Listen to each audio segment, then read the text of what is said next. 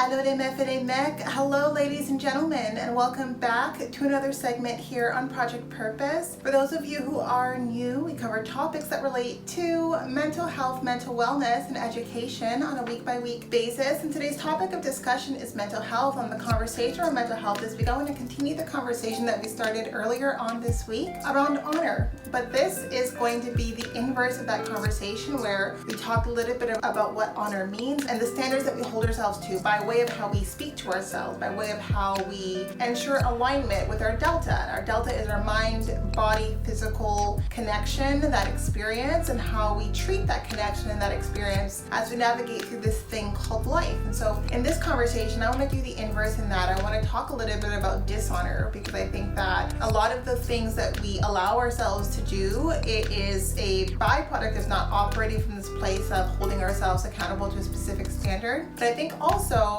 when we think about the practice of self-love or the practice of self-acceptance, it involves managing our thresholds for certain behavior. Some of us, we have way too much leniency by way of bad behavior. A lot of people can get away with doing a lot of different things that are dishonoring you. And so I want to have a conversation on dishonor, because I think that because we don't have a working definition of honor, we allow ourselves to feel degraded and to feel demeaned and to feel diminished and to feel like our dignity is what's being infringed upon, because we don't recognize that it is for us to uphold this sense of honor and the relationships that we have and the relationships that we carry and the ways that we interact and navigate with others, the expectations we hold them to. And so I'm not someone who believes I can control other people's behavior, but I can control the consequences of their behavior as it relates to me. In this conversation, I'm going to be talking about the behaviors that I feel are dishonoring me, I feel are dishonorable behaviors, and a reflection of some work that those individuals need to do. And I think that it's really important that we recognize that if someone engages in these behaviors, if they're going out of their way to dishonor you, is deeper than disrespect, that they're dishonoring your being, your humanity, and that's not something that we should be cavalier about. I think that when it comes to my mind, body, physical experience, it's my job to make sure that I'm okay and that I'm exposing myself to the kinds of people that are healthy and that are good for me and that are adaptive. It's my job to show up that way for the people around me as well, but it's also my job to defend myself and to stand up for myself if it is the case that people are dishonoring me. So I want to talk a little bit about behavior that I feel are dishonorable and that dishonor you, and how I would react to those behaviors. I think all of us are different. Our reactions should be different, but the consequences, if we're thinking about honor and dishonor, I think they're more or less, for me, the same. I wouldn't react any differently when it comes to people dishonoring you. And so one thing that I feel like a lot of us are having conversations about, but not a lot of us are doling out, I think, the justified ramifications of it, is when someone is lying, gossiping, or spreading rumors about you. And I feel like this is such an act of dishonor. It's like so dishonorable to do that, to look at someone, dislike them for whatever reason, and then go out of your way to speak lies about that person, or to spread rumors about that person, or to manipulate other people's views and perceptions about that person. And I find that that kind of behavior for me is just so bottom of the barrel behavior. You know you're lying, you know that none of what you're saying is true, and you're not only just dishonoring me when you're making those lies, you're dishonoring the people that you're lying to. You show them so little respect, people around you, for the company that you keep, that you feel like it's okay to lie. And so lying for me is a big pet peeve. I don't have a huge threshold for lying, if at all, but I do think that when you're going out of your way to spread lies, and when you're going out of your way to degrade someone, to diminish them, to try to break them down, to try to change people's perception of them, over and above you just like telling a white lie, a fib, like if you really are trying to go out of your way to tell malicious lies, then you're someone who's dishonorable. And so I say that without being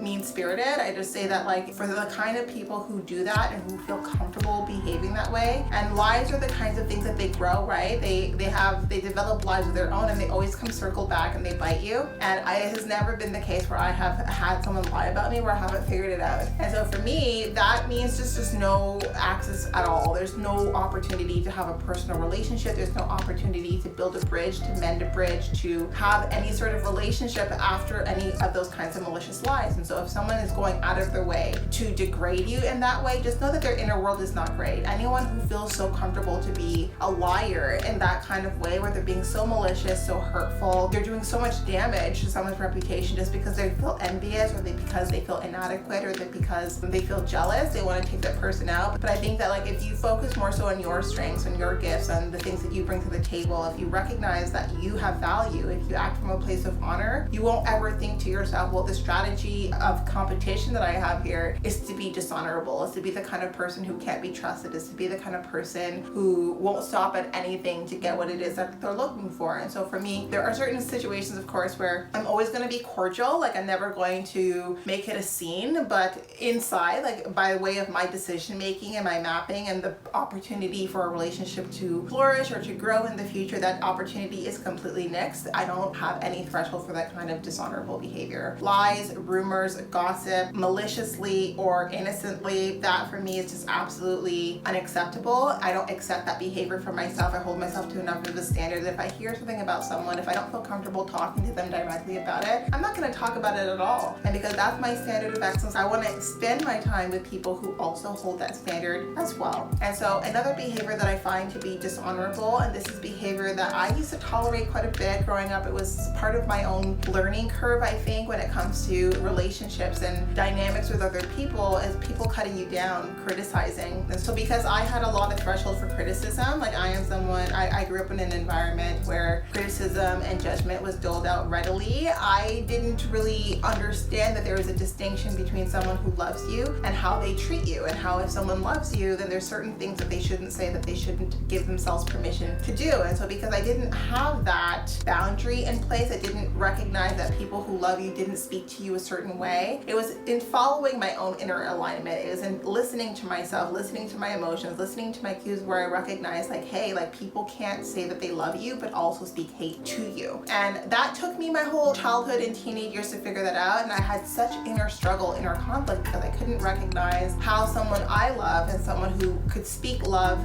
to me could also equally speak hatred and speak viciousness and be critical and be judgmental and be hateful to me as well. And so because those two things came together, it took me a lot of time to rewrite the script, rewrite my own definition of what love looks like, feels like for me, and also recognize like, how do I make sure that I show up in ways that are healthy, where love feels good to the people who are receiving it from me, because I just didn't have that foundation. But in focusing on inner healing and focusing on listening to my emotions and listening to my cues and really paying attention, holding space of that inner struggle, because I always have an inner struggle. I always had this inner knowing, like this isn't okay. It isn't okay for someone who says that they're my friend, or someone who says that they love me and care for me, whether they're a family member or a significant other, but still feels inclined to make me feel so low. Like it doesn't make sense. And honestly, like I would tell myself that, and I would try to find a way to bridge the dissonance, because I had so much cognitive dissonance with the idea that someone who loves me makes me feel so terrible. And that's because people who love you don't make you feel terrible. And so if you have grown up in an environment like I did, where people who would say that they loved you would equally feel comfortable turning around and say something hateful, say something mean-spirited, say something critical, say something judgmental, want to keep you down, focus on manipulation and control, then I think that I've done the work. Like I recognize now that I'd much rather have peace in my life and have love that feels like alignment, right? Like love where I don't feel that inner struggle, that inner storm, like that inner trying to reconcile, well, how does this person love me? And I believe that they love me, but this love feels so bad. And so I recognize that that's its own form of dishonor, like someone who tells you that they love you, but then mistreats you, whether that's emotionally, whether that's physically, whether that's mentally, whether that, like in any way that one can mistreat another person, where you walk away feeling hurt and feeling exploited and feeling abused, even in some cases, then you need to recognize that that tells you that that person doesn't know how love should translate in a way that honors you. And I think that that's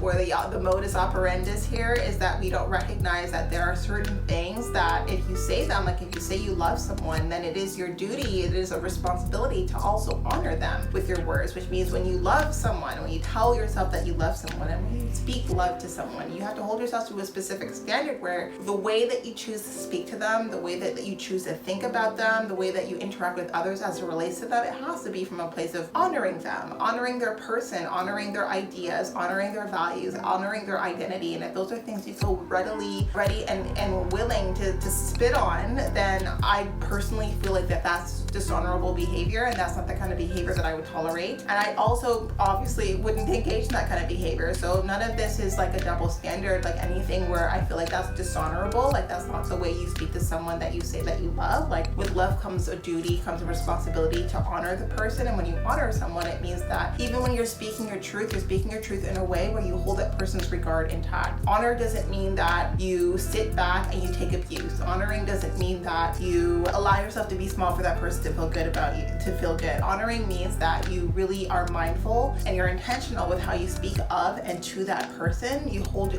a specific standard for that person, a certain degree of respect, and sometimes it's not even because they've earned it, because sometimes we have people in our lives who we want to honor because of the role that they play, but because of who they have been to us, it's difficult to do that, but you do that because of who they are and what they represent in your life. So when I think about honoring your mother and father, like for me, it means that no matter what my truth is or how ugly that truth might be, I'm always going to speak it in a very specific way because I want to make sure that I show my parents honor for the role that they played, for bringing me into this world, for bringing me up, despite some of the pain points that came with that, right? So you're never going to see me on here disparaging and cutting down and really being horribly negative about any of the people who took a role in my upbringing, regardless of how maladaptive some of those experiences were, because I know that fundamentally, like, these are people that I want to honor for the role that they played in my life. And honestly, I am who I am for the good that they brought in my life, as well as the learning that they brought in my life. I am someone who believes that every person who is in your life is in your life for a reason, and they are the way that they are in your life towards you for a reason. It shapes your becoming. And while sometimes we can feel resentful about the aspects of our becoming that were shaped from trauma and shaped from pain, I am someone who fundamentally believes, like, I wouldn't be here with this level of awareness, with this level of consciousness, with this level of desire of being intentional and mindful about bringing light and love into the world if it wasn't for the light and the dark that I experienced in my own life. And so I think that that's really important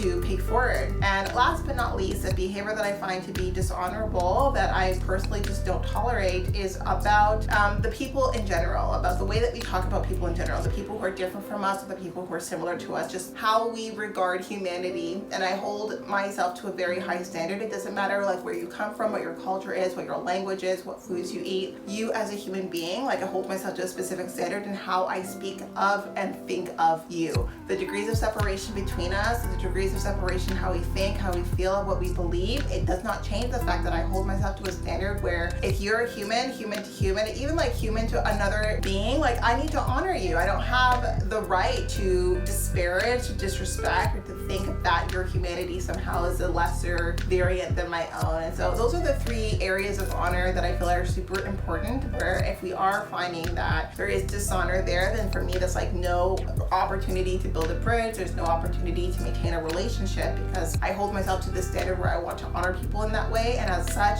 I expect that level of honor and respect in return. So I wanted to have this conversation because I think too many of us, we don't understand what honor means. I mean, it took me a long time to figure it out by way of what it means to me, and I think that this is something that you want to share, because I think it gives us all something to think about when we think about the relationships that we carry, relationships that we want to carry, the reasons why we want to carry them. Like, are we carrying relationships that dishonor us? And if we are, should we be carrying them anymore? So that's something to think about for today, some food for thought for you. We do also have live events twice a month, every month on our website, so definitely be sure to check that out if you're interested in self-actualization and really diving deep into self-mastery. Join our Game Changer community. And we also do have parent-child workshops focusing on cultivating grit, resilience, and perseverance in children through our 4 modules: autonomy, self-efficacy, compassion, and self-concept. So check us out, be part of our community again, and be the change that you want to see, and allow us a very small role to play in your journey. We are on the road to 1K, so I do invite you to follow us if this video is of value add to you. For those of you who are listening because you're curious about my stalking situation, it is still ongoing. I will keep you posted. When I know, you will definitely know as well. So thank you so much again, and we'll talk to you all very soon.